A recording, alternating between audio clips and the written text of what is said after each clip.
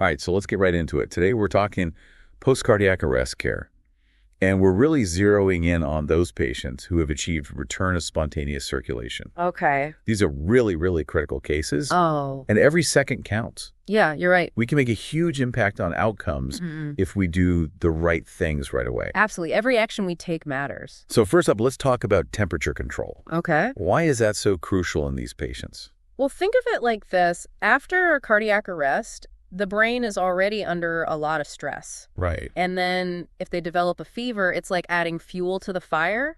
It just increases the risk of more damage. Okay, so we really need to be aggressive with cooling them. Exactly. We can't just give acetaminophen and hope for the best. Yeah. We have to actively cool these patients. So what kind of things can we do? Lots of options. Cooling blankets, ice packs, even cooled intravenous fluids. Okay, so the idea is to bring that temperature down as quickly as possible. Right. When should we actually start those cooling measures? We don't wait until the patient hits 38 degrees Celsius. Okay. We start cooling as soon as their temperature reaches 37.9 degrees Celsius. I see. That way we can prevent that dangerous climb to 38 degrees Celsius or even higher.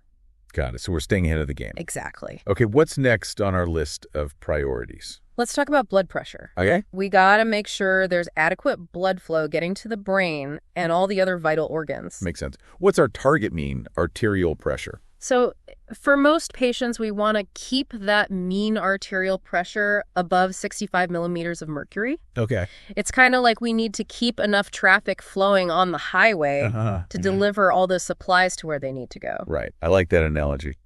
Are there any exceptions to that 65 millimeter of mercury target? Yeah, there are a couple of cases where we might aim a bit higher. Like for patients who have signs of increased intracranial pressure, or those with a history of chronic uncontrolled hypertension, we might target a mean arterial pressure above 80 millimeters of mercury. Okay.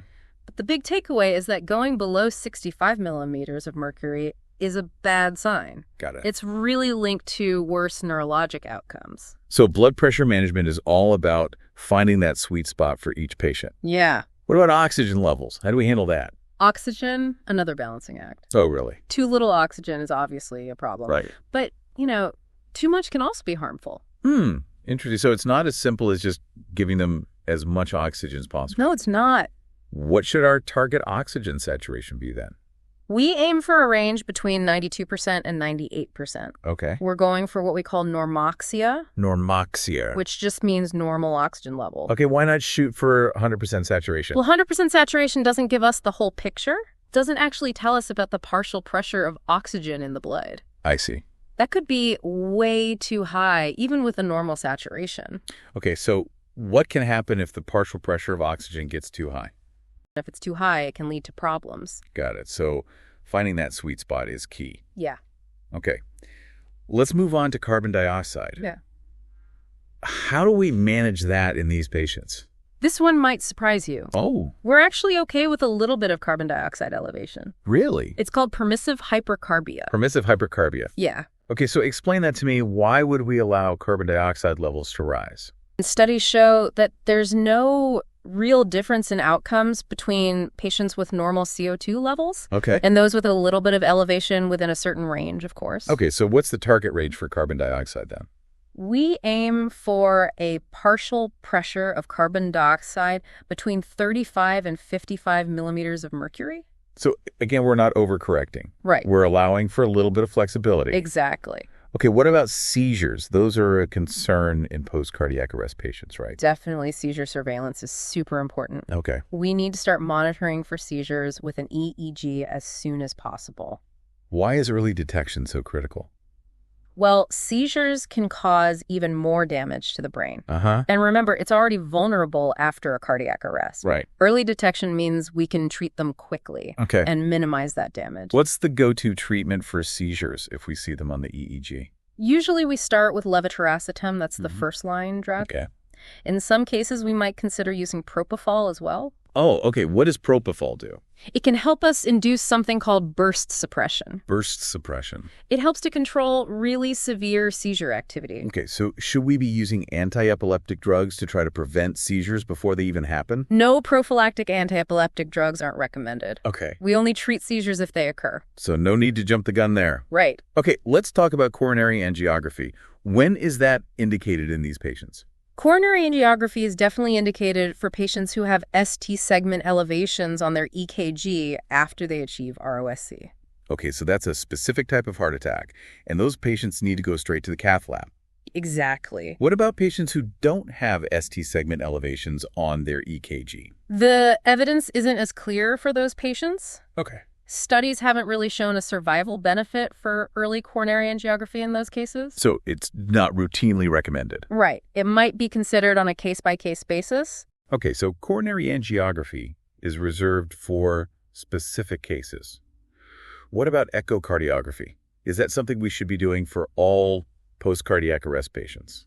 Echocardiography, whether it's bedside or a formal study, can be super helpful. Okay. It's especially valuable for patients with hypotension. How does echocardiography help us manage hypotension? It gives us a real-time look at what the heart's doing. Okay. It helps us figure out if they need fluids or vasopressors to raise their blood pressure or inotropes to help their heart pump better. So what are the things we should be looking at when we're trying to assess a patient's prognosis? We look at a bunch of factors: how long the cardiac arrest lasted, Yeah. their neurological exam findings, how they respond to treatment. Yeah. But even with all that information, it's still not a perfect science. That makes sense. No. So how do we approach those really tough decisions about whether to continue or withdraw life-sustaining measures? Well, it's got to be a multifaceted process. Okay, Open and honest communication with the patient's family is crucial. of course. We got to give them realistic expectations. Right.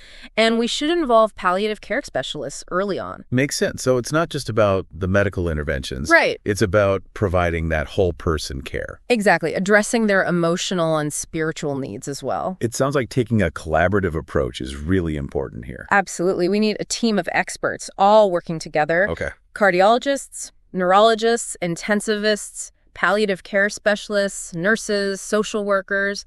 Everyone's got to be on board. And everyone has a crucial role to play. Exactly. So it sounds like communication and coordination among those healthcare providers is super important too. You got it. And all of that is about optimizing outcomes and providing the best possible patient-centered care. That's the goal. Absolutely. Well, this has been a fantastic discussion. Thank you so much for joining us and sharing your expertise. It's my pleasure.